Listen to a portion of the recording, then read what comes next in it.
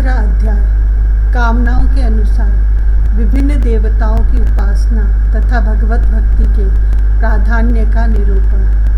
श्री सुखदेव जी ने कहा, परीक्षित, तुमने मुझसे जो पूछा था कि मरते समय बुद्धिमान मनुष्य को क्या करना चाहिए, उसका उत्तर मैंने तुम्हें दे दिया। जो ब्रह्म तेज का इच्छुक हो वह बृहस्पति की, जिसे इंद्रियों की विशेष शक्ति की कामना हो वह इंद्र की, और जिसे संतान की लालसा हो वह प्रजापतियों की उपासना करे। जिसे लक्ष्मी चाहिए वह माया देवी की, जिसे तेज चाहिए वह अग्नि की, जिसे धन चाहिए वह वसुओं की, और जिस प्रभावशाली पुरुष को वीरता की चाह हो उसे रुद्रों की उपासना करनी चाहिए। जिसे बहुत अन्न प्राप्त करने की इच्छा हो वह अदिति का, जिसे स्वर्ग की कामना हो वह अदिति के पुत्र देवताओं का, जिसे राज्य की अभिलाषा हो वह विश्व देवों का, और जो प्रजा को अपने अनुकूल बनाने की हो उसे सारे देवताओं का आराधन करना चाहिए। आयु की इच्छा से अश्वनी कुमारों का, पुष्टि की इच्छा से पृथ्वी का, और प्रतिष्ठा की चाह हो तो लोकमाता पृथ्वी और देव का सेवन करना चाहिए। सौंदर्य की चाह से गंधर्वों की, पत्नी की प्राप्ति के लिए उर्वशी अप्सरा की, और सबका स्वामी बनने के लिए ब्रह्मा की आराधना करनी चाहिए। जिसे यश की इच्छा हो वह यज्ञ पुरुष की, जिसे खजाने की लालसा हो वह वरुण की, विद्या प्राप्त करने की आकांक्षा हो तो भगवान शंकर की, और पति पत्नी में परस्पर प्रेम बनाए रखने के लिए पार्वती जी की उपासना करनी चाहिए। धर्म उपार्जन करने के लिए विष्णु भगवान की, वंश परंपरा की रक्षा के लिए पितरों की, बाधाओं से बचने के लिए यक्षों की, और बलवान होने के लिए मरुदगणों की आराधना करनी चाहिए। राज्य के लिए मनवंतरों के अधिपति देवों को, अभिचार के लिए निऋतु को, भोगों के लिए चंद्र, कामता प्राप्त करने के लिए परम पुरुष नारायण को भजना चाहिए। और जो बुद्धिमान पुरुष है वह चाहे निष्काम हो, समस्त कामनाओं से युक्त हो अथवा मोक्ष चाहता हो, उससे तो तीव्र भक्ति योग के द्वारा केवल पुरुषोत्तम भगवान की ही आराधना करनी चाहिए। जितने भी उपासक हैं उनका सबसे बड़ा हित इसी में है कि वे भगवान के प्रेमी भक्तों का संग जितने भी उपासक हैं उनका सबसे बड़ा हित इसी में है कि वे भगवान के प्रेमी भक्तों का संग करके भगवान में अविचल प्रेम प्राप्त कर लें। ऐसे पुरुषों के सत्संग में जो भगवान की लीला कथाएं होती है उनसे उस दुर्लभ ज्ञान की प्राप्ति होती है जिससे संसार सागर की त्रिगुणमयी तरंग मालाओं के थपेड़े शांत हो जाते हैं। हृदय शुद्ध होकर आनंद का अनुभव करने लगता है। इंद्रियों के विषयों में आसक्ति नहीं रहती।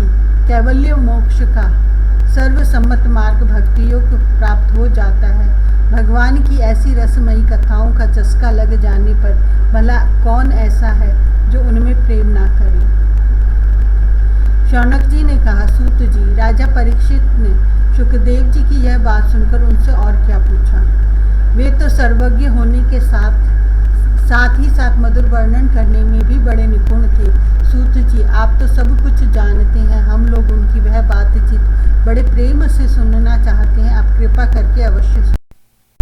क्योंकि संतों की सभा में ऐसी ही बातें होती हैं जिनका पर्यवसान भगवान की रसमयी लीला कथा में ही होता है।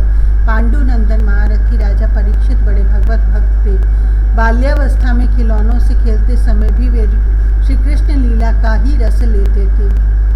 भगवानमय श्री सुखदेव जी भी जन्म से ही भगवत परायण हैं। ऐसे संतों के सत्संग में भगवान के मंगलमय गुणों की दिव्य चर्चा अवश्य ही हुई होगी, जिसका समय भगवान श्री कृष्ण के गुणों के गान अथवा श्रवण में व्यतीत हो रहा है, उसके अतिरिक्त सभी मनुष्यों की आयु व्यर्थ जा रही है। ये भगवान सूर्य प्रतिदिन अपने उदय और अस्त से उनकी आयु छीनते जा रहे हैं। क्या वृक्ष नहीं जीते? क्या लुहार की धौंकनी सांस नहीं लेती? गांव के अन्य पालतू पशु क्या मनुष्य पशु की ही तरह खाते पीते या मैथुन नहीं करते?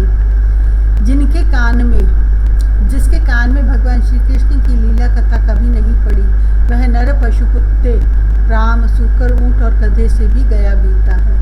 सूत जी, जो मनुष्य भगवान श्री कृष्ण की कथा कभी नहीं सुनता, उसके कान बिल के समान है। जो जीभ भगवान की लीलाओं का गायन नहीं करती, वह मेंढक की जीभ के समान टर्र टर्र करने वाली है, उसका तो न रहना ही अच्छा है। जो सिर कभी भगवान श्री कृष्ण के चरणों में झुकता नहीं, वह रेशमी वस्त्र से सुसज्जित और मुकुट से युक्त होने पर भी बोझ मात्र ही है। जो हाथ भगवान की सेवा पूजा नहीं करते, वे सोने के कंगन से भूषित होने पर भी मुर्दे के हाथ हैं। जो आंखें भगवान की याद दिलाने वाली मूर्ति, तीर्थ, नदी आदि का दर्शन नहीं करती, वे मोरों की पांख में बने हुए आंखों के चिन्ह के समान निरर्थक है।